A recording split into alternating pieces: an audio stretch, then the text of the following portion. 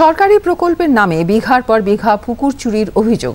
প্রশাসনিক একাধিক দপ্তরেও অভিযোগ জানিয়ে মেলেনি সুরাহা। অভিযোগ অস্বীকার তৃণমূলের। উত্তর 24 পরগনা মধ্যমগ্রাম বিধানসভার অন্তর্গত পশ্চিম খিলকাপুর গ্রাম পঞ্চায়েত নেতাজিপল্লী এলাকায় সরকারি প্রকল্পের নামে 30 বিঘা পুকুর চুরির অভিযোগ।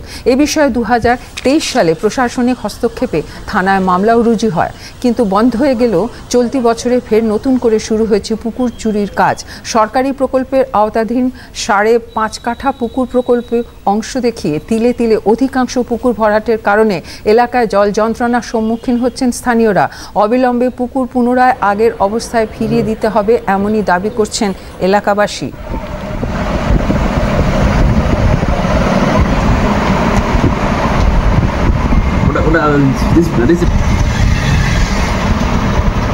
পুনরায় আবার বিডিও সাহেবের কাছে একটা ডেপুটেশন দিয়ে এসেছি, এই যে তার কপি। এবং বিষয়টা হচ্ছে বিডিও সাহেব বললেন পুনরায় সে দেখবেন, এবং আমরা সকালবেলা গিয়ে ওখানে একটা প্রজেক্টের নামে 15 থেকে 17 বিঘে পুকুর ভরাট হয়েছিল, সেটা নিজেরা ফিল্ডে গিয়ে দেখে এসেছি। প্রজেক্টের সঙ্গে ওই জমির ভরাটের কোনো সম্পর্ক নেই। প্রজেক্টে যাতায়াতের রাস্তা আছে, কিন্তু এরা প্রজেক্টের নাম করে মানুষকে বোকা বানিয়ে 15 থেকে 17 বিঘে পুকুর অলরেডি ভরাট করে ফেলেছে।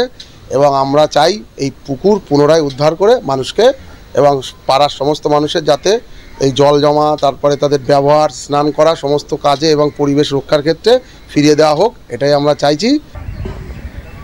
পুকুর চুরিকে কেন্দ্র করে শুরু হয়েছে রাজনৈতিক তরজা। স্থানীয় বিজেপি নেতা দেবজ্যোতি বিশ্বাস তৃণমূল কংগ্রেসের বিরুদ্ধে পুকুর চুরির অভিযোগ তুলেছেন।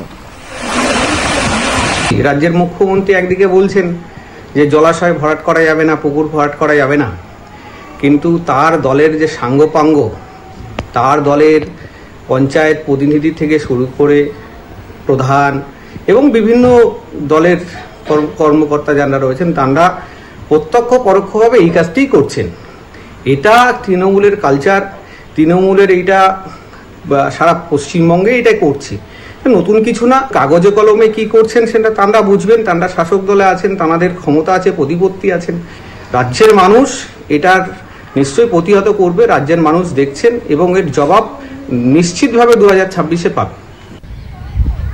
যদিও অভিযোগ অস্বীকার করেছেন স্থানীয় পঞ্চায়েত সদস্যের স্বামী ও তৃণমূল কংগ্রেস নেতা সমরেন্দ্র বিশ্বাস।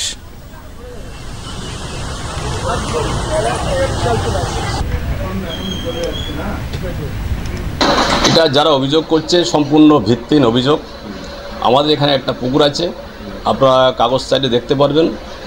সেই পুকুরটা আমার সংস্কার করার জন্য এডিএম, এলআরও এবং বিএলআরওকে আমরা অনুমতি চাই।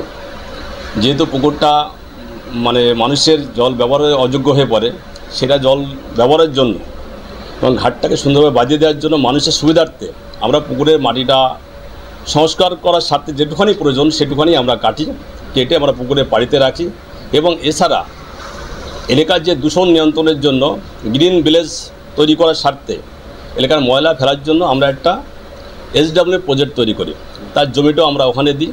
সেই জমির প্রজেক্টের জন্য সরকারি টাকায় এই কাজটা ম্যাক্সিমাম হয়েছে।